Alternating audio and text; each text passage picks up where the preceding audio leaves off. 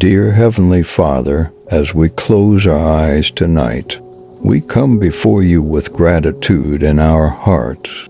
Thank you for the gift of family, for the bonds that unite us in love and understanding. Watch over each member of our family, both near and far. Grant us strength in times of challenge, patience in moments of frustration, and wisdom to navigate the journey of life together. May your light guide us through the darkness, and your love envelop us with a comforting embrace.